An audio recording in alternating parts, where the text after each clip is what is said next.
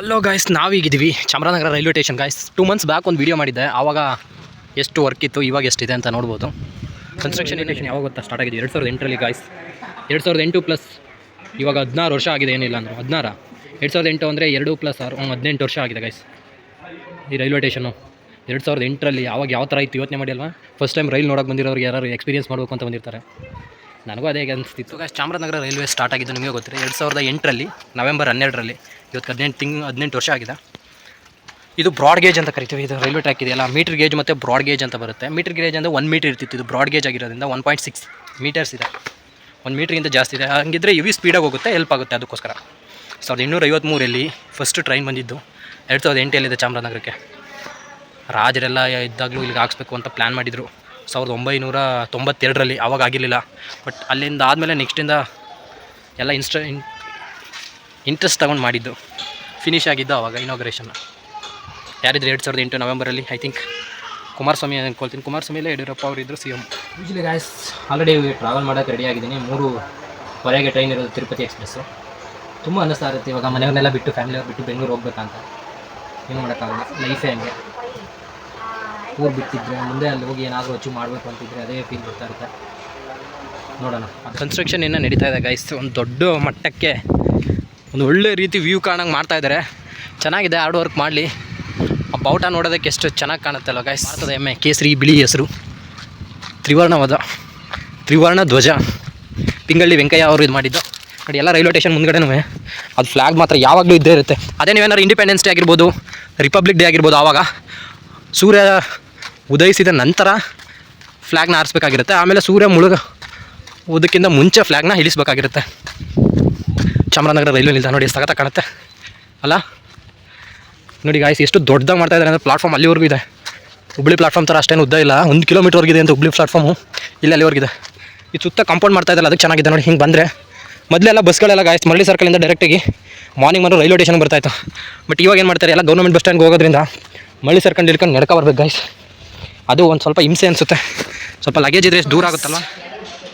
ನಮ್ಮೂರಾಗೆ ನಾವೇ ಅತಿಥಿಗಳಾಗಿರ್ತೀವಿ, ಪಟ್ನಾ ಸೇರಿರ್ತೀವಿ, ಅಪರೂಪಕ್ಕೆ ಬರ್ತೀವಿ. ಬೆಟರ್ ಮಲ್ಕೊ ಹೋಗ್ಬಿಟ್ರೆ ಬೆಂಗಳೂರಿಗೆ ಏನಿಲ್ಲ ಅಂದರೆ 7 ಗಂಟೆಗೆ ನಾಯಂಡಳ್ಳಿ ರೀಚ್ ಆಗ್ತಾನೆ. ಅವಾಗ ಏನೋ ಟ್ರಾಫಿಕ್ ಇಲ್ಲ ಅಂದರೆ 7 ಕಾಲಿಗೆಲ್ಲ ಬೆಂಗಳೂರಿಗೆ ಮೆಜೆಸ್ಟಿಕ್ ಹೋಗ್ತಾನೆ. ನಾಯಂಡಳ್ಳಿ ಮಟ್ಟಕ್ಕೆ ತರಬೇಕು ಅಂತ ಇಲ್ಲಿವರೆಗೂ ಎತ್ತರ ಮಾಡಿದ್ದಾರೆ. ಇದನ್ನು ಹೆಂಗೆ ಎತ್ತರ ಮಾಡಿದ್ದಾರೆ ಅಂದರೆ, ಮೊದಲು ನಾನು ಇದ್ರ ಮೇಲೆ ಕೂತ್ಕೊಳ್ತಾ ಇದ್ದೆ.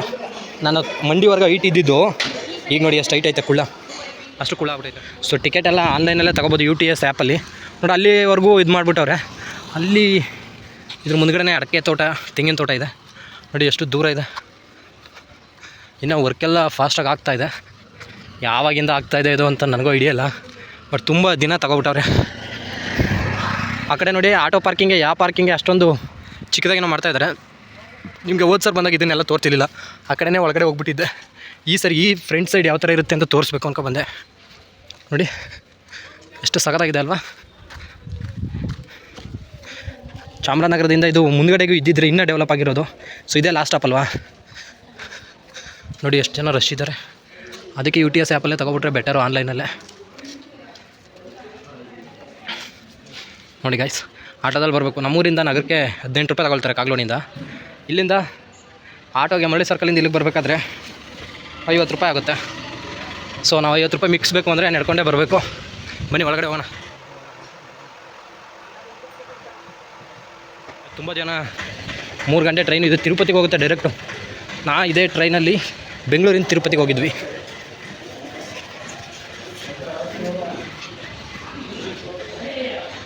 ತಿರುಪತಿ ಎಕ್ಸ್ಪ್ರೆಸ್ ನೋಡಿ, ಆಲ್ರೆಡಿ ಟ್ರೈನ್ ಬಂದು ನಿಂತಿದೆ.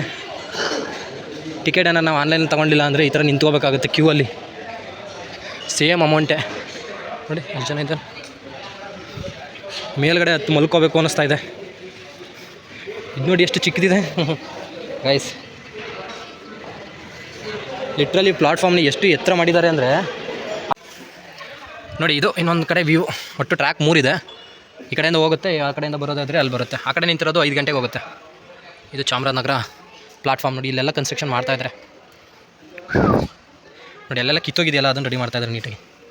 ನೆಕ್ಸ್ಟ್ ಯಾವಾಗ ಬಂದು ಯಾರು ಉದ್ಘಾಟನೆ ಮಾಡ್ತಾರೆ? ಎಕ್ಸಾಕ್ಟ್ 3 ಗಂಟೆ ಆಗಿದೆ, ಇನ್ನು ಅರ್ಧ ಗಂಟೆ. ನನಗೆ ಅಸಲು ನಾಯಂಡಳ್ಳಿ ಇಳಿಬೇಕಾದ್ರೆ ನಾವು ಯೂಶ್ವಲಿ ನಾನು ಹೋಗ್ಬೇಕಾಗಿರೋ ಕಡೆಗೆ ಇನ್ನೊಂದು ಸ್ವಲ್ಪ ಮುಂದೆ ಆದರೆ ಹತ್ರ ಆಗುತ್ತೆ. ಹಂಗಿದ್ರು ಅಲ್ಲಿ ಇಳಿದ್ಬಿಟ್ಟು ನಡ್ಕೊ ಹೋಗೋದನ್ನ ಇಲ್ಲಿಂದ ನಡ್ಕೊ ಹೋಗ್ಬಿಟ್ರೆ ಈಸಿ ಆಗುತ್ತೆ. ಸೊ ಮೇಲೆ ಹತ್ತಿ ಮಲ್ಕೋಬೇಕು, ಅದಕ್ಕೆ ಸೀಟ್ ಇದ್ದರೆ ಸರಿ.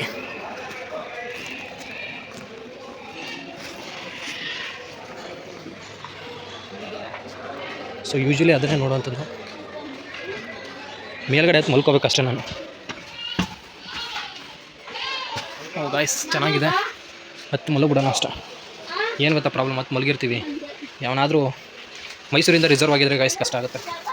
ಇನ್ನೂ ತುಂಬ ಜನಕ್ಕೆ ಡೌಟ್ ಇದೆ, ಬರೀ ಇದು ಮ್ಯಾಗ್ನೆಟಿಕ್ ಅಷ್ಟರಲ್ಲೇ ಇದು ಟಚ್ ಆಗಿದೆಯಾ ಅಂತ. ಬಟ್ ಅದು ಲಿಂಕ್ ಕೊಟ್ಟಿರ್ತಾರಲ್ಲ, ಲಿಂಕು ಕೂಡ ಮ್ಯಾಟ್ರ್ ಆಗಿರುತ್ತೆ. ಇದು ಸಸ್ಪೆನ್ಷನ್ನು ಬ್ರೇಕ್ ಥರದ್ದು, ಹಿಂದೆ ಮುಂದೆ ಜಗ್ದಾಗ ಏನೋ ಆಗಬಾರ್ದು ಅಂತ. ಇದು ಕೋಚ್ದು ಒಂದಕ್ಕೊಂದು ಕನೆಕ್ಷನ್ ಕೊಟ್ಟಿದ್ದಾರಲ್ಲ ಅದು. ನಂದು ರೈಲ್ವೇದಲ್ಲಿ ಪ್ರಾಜೆಕ್ಟ್ ಆಗಿದ್ದು ನಿಮಗೆ ಗೊತ್ತಿದೆ ಅಲ್ಲ, ಆ ಸ್ಪ್ರಿಂಗ್ ಇದೆಯಲ್ಲ, ಸ್ಪ್ರಿಂಗ್ ಮೇಲೇ ರೈಲ್ವೇದು ಮೈಸೂರಲ್ಲಿ ಅಶೋಕಪುರಮಲ್ಲಿದೆ. ಅಲ್ಲಿದು ನಮ್ಮದು 1 ಮಂತು ಇಂಟರ್ನ್ಶಿಪ್ ಇತ್ತು ಇಂಜಿನಿಯರಿಂಗ್ದು ಓದಬೇಕಾದ್ರೆ. ಅದಕ್ಕೋಸ್ಕರ ಸ್ಪ್ರಿಂಗ್ ಬಗ್ಗೆ ಎಲ್ಲ ಒಂದು ಮಾಹಿತಿ ಇದೆ ನಮಗೂ ಕೂಡ. ಇದನ್ನು ಒಂದು ಕೋಚ್ ಅಂತ ತೊಗೊಂಡ್ರೆ ನಾವು, ಇದರಲ್ಲಿ 2 ಬೋಗಿ ಬರುತ್ತೆ ಚಾಸಿಸ್. ಅಲ್ಲಿ ಮುಂದೆ ಒಂದು ಹಿಂದೆ ಒಂದು, 2 ಚಾಸಿ 1 ಬೋಗಿಗೆ.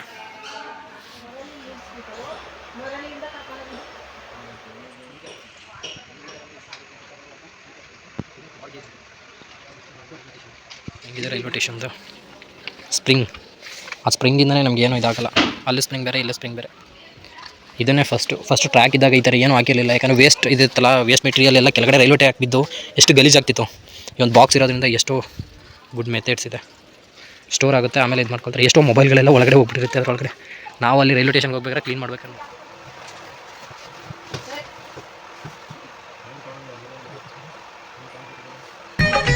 ಸೊ ಗಾಯ್ಸ್,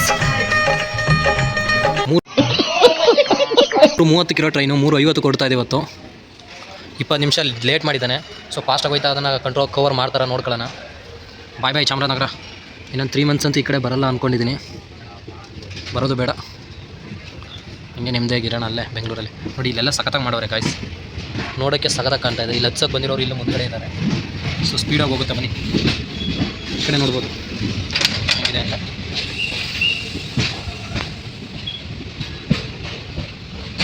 ಸ್ಟಾಪ್ ಆಗ್ತಾಯಿತ್ತು, ಏನಕ್ಕೆ ಸ್ಟಾಪ್ ಮಾಡ್ತಾವ್ರೆ? ಸ್ಲೋ ಆಗ್ತಾಯಿತ್ತು, ಇಷ್ಟು ಬೇಗ ಸ್ಲೋ ಆಗ್ತಾಯಿತ್ತಾ?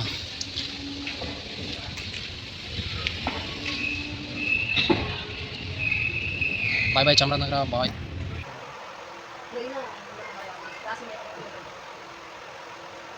ಕೂತಿದಾಗ ರೈಲ್ವೆ ಯೂಶಲಿ ಎರಡು ಥರ ಫೀಲ್ ಆಗುತ್ತೆ. ಇಲ್ಲಿ ವಾಪಸ್ ಮನೆಗೆ ಹೋಗೋಣ ಅಂತ ಎಷ್ಟೊತ್ತು ರೀಚ್ ಆಗ್ತಿದೆ, ಇದೆಲ್ಲ ಫೀಲ್ ಆಗ್ತಾ ಇರುತ್ತೆ.